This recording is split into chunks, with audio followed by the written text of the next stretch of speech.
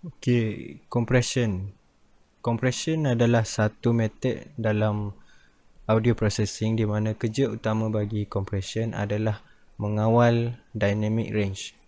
Okay, dynamic range ni adalah beza antara bahagian signal yang paling kuat dengan yang paling rendah.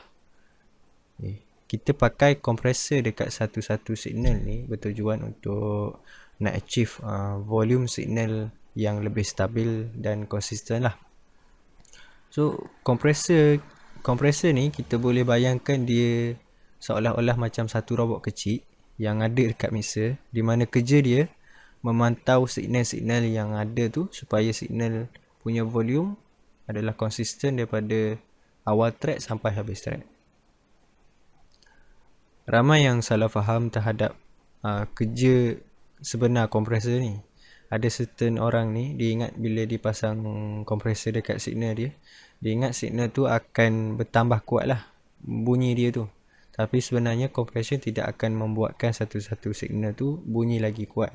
Dia hanya mengurangkan volume di bahagian-bahagian signal yang kuat sahaja untuk disamaratakan dengan bahagian-bahagian signal yang lain. Seterusnya aku nak demo sikit lah apa yang berlaku dalam compression dan kita tengok macam mana jalan kerja dia.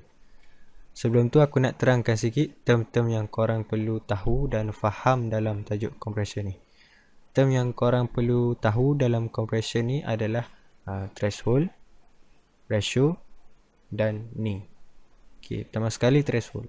Threshold adalah satu garis pemboleh ubah di mana apabila satu signal yang melepasi garis threshold tu, kompresor akan mula berfungsi.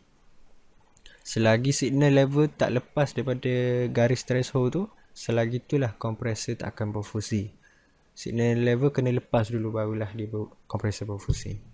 Seterusnya, ratio. Ratio adalah satu pemboleh ubah di mana sebanyak mana gain reduction yang di-apply kepada kompresor apabila kompresor mula berfungsi. Sebagai contoh, kalau nilai ratio makin tinggi, maka semakin tinggilah nilai reduction yang digunakan oleh kompresor tersebut.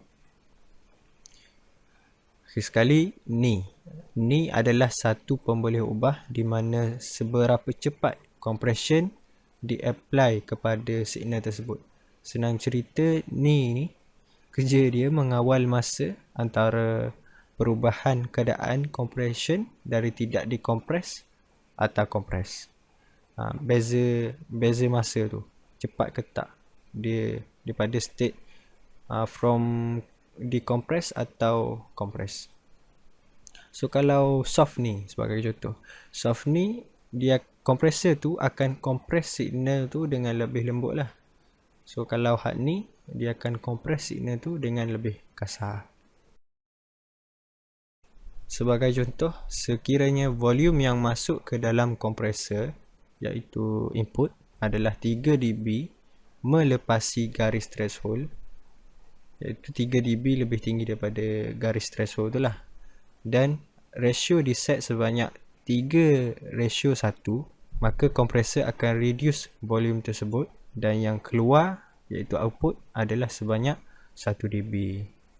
Sebagai satu contoh lagi, kalau volume masuk ke dalam kompresor sebanyak 6 dB di atas threshold dan ratio sebanyak 2:1, maka kompresor akan reduce input level tersebut sebanyak 3 dB dan yang keluar hanyalah sebanyak 3 dB. Asal daripada 6 dB jadi 3 dB. Jadi formula dia adalah berapa dB input yang melepasi threshold tu, kita akan bahagi dengan berapa ratio. Ratio yang diset dekat kompresor tu lah, sama dengan dB output. Sebagai contoh, ada satu signal ni, dia masuk kompresor 4 dB lebih daripada threshold. So kompresor akan start working lah. So kita tengok dekat threshold tu, sebagai contoh dekat ratio 2:1. So dia akan bahagi dengan 2. 4 dB lebih daripada threshold bahagi dengan 2, sama dengan 2 dB output.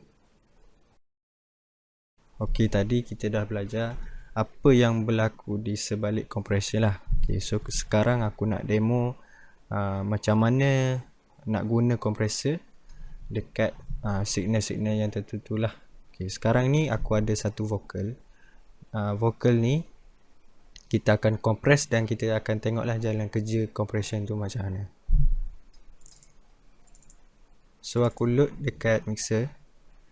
Dekat mixer ni aku akan pasang Fruity limiter lah, Fruity limiter, dan aku akan pergi kepada compression. Okay, dekat compression ni besarkan sikit. Sebelum tu aku nak reminder awal lah. Banyak plugin yang kau boleh gunakan sebagai compression lah. Macam biasanya kalau nak compress kita pakai Fruity compression je. Tapi bagi aku untuk tujuan pembelajaran hari ni untuk video ni kita akan guna Fruity limiter lah. Sebab kalau Fruity compressor tu dia tak tunjuk grafik, so susah aku nak terangkan. Jadi kita tengok dekat Fruity limiter je. Okay, jadi aku play dulu, tengok sound dia macam mana. Let's go, love. I'm saying, ain't you tired of waiting? We could leave this whole place behind, yeah. Okay, so ni adalah volume dia lah, volume signal tersebut. Macam yang kita tengok, dia dynamic range dia tinggi lah, iaitu beza antara peak yang paling tinggi dan peak yang paling rendah adalah besar nilai dia. So dynamic dia tinggi. So untuk tujuan compression macam yang aku cakap awal-awal tadi, kita nak mengurangkan dynamic range. Kita nak kurangkan dia punya dynamic range supaya signal tu lebih konsisten sound dia, lebih volume dia tu dia stabil. So untuk compression, pertama sekali yang aku cakap tadi, yang kau perlu tahu adalah threshold, ratio dan ni. So kita akan tengok macam mana jalan kerja dia lah. So first kali turunkan dulu threshold daripada bawah signal level lah. Dekat mana sekarang ni aku target, aku nak turunkan yang ni, kawasan ni aku nak turunkan dia biar dia sama kawasan ni. So dia stabil lah, area ni lah. So aku tak nak yang terlalu peak macam ni, kawasan ni tak nak, aku nak stabil je semua. So aku akan turunkan threshold bawah daripada ni. Aku akan naikkan compression ratio dalam 3 ke 4 macam tu lah. Aku target, sebab aku target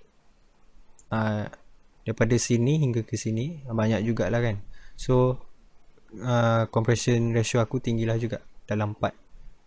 So aku akan turunkan threshold dan kita play dulu, tengok apa yang berlaku. Let's go, love. I'm saying, ain't you tired of waiting? We could leave this whole place behind, yeah. Okay, macam yang kita tengok dekat kawasan purple ni adalah kawasan yang telah dikompres lah, kawasan di mana berlakunya gain reduction. So dekat sini yang macam aku cakap tu, aku nak dia turunkan peak ni supaya dia lebih kurang average lah dekat kawasan ni. So tak nak peak sangat kan. So jadi aku dah achieve lah aku punya goal dalam compression ni. Tapi kita boleh push lagi sikit lagi, naikkan sikit supaya dia lebih stabil lagi lah. Let's go, love. I'm saying, ain't you tired of waiting? We could leave this whole place behind, yeah. Okay, yang putih ni adalah yang tidak dikompres lah, yang melepasi daripada compression, yang dia punya output level dia. asalnya dia yang ni lah, yang sekali dengan purple ni. So apa yang compression ni buat adalah dia compress lah. Apa yang melepasi threshold ni dia akan compress. Signal level yang melepasi threshold ni dia akan compress. Dan bila dia compress dan dia akan kira dengan ratio. Sebagai contoh yang aku cakap tadi, kalau masuk apa yang masuk tu dia akan bahagi dengan ratio. So itulah yang output tu adalah hasil daripada compression lah, selepas compression. Aku nak tunjuk apa beza sebelum compression dan selepas compression, dia punya signal level tu. Okay, so jadi aku buka satu lagi Fruity limiter.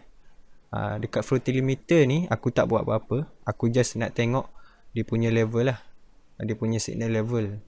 Sebab dekat sini kita dah compress kan, kita dah compress dekat sini. So dekat satu lagi ni kita nak tengok dia punya level stabil ke tak. Let's go, love. I'm saying, ain't you tired of waiting? We could leave this whole place.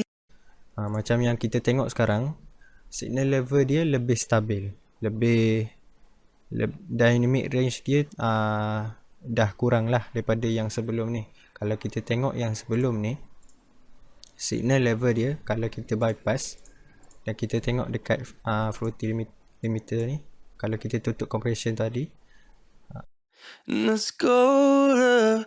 I'm saying, ain't you tired of waiting? We could leave this whole place behind. So apa yang berlakunya, aku gunakan compression tu untuk sama ratakan signal volume ni supaya dia lebih konsisten lah sound dia. So dia tak adalah terlalu jumpy, tiba-tiba masuk macam tu kan. So kita menggunakan compression ni untuk konsistenkan volume tu. Jadi dekat Fruity limiter satu lagi ni, macam yang aku cakap yang sebelum ni, compression kerja dia hanya untuk untuk sama ratakan volume, untuk konsistenkan volume, tapi tidak untuk loudness, tidak untuk menguatkan lagi volume tersebut. Bila kita compress, dia akan auto slow lah kan, dia akan perlahan lah daripada yang asal. So bila selepas compress, aku akan gain ni maksud dia kita akan naikkan volume tu. Kita akan menambah volume level kepada signal level tu. Kita tambah gain dalam 4 dB ataupun 3 lah, kita tak 3. Let's go, love. I'm saying, ain't you tired of waiting? We could leave this whole place. So aku akan pasang sebelum dan selepas kita gain. Macam mana sound dia?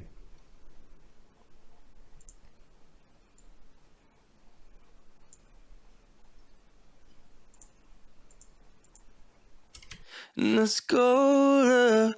I'm saying, ain't you tired of waiting? We could leave this whole place behind, yeah.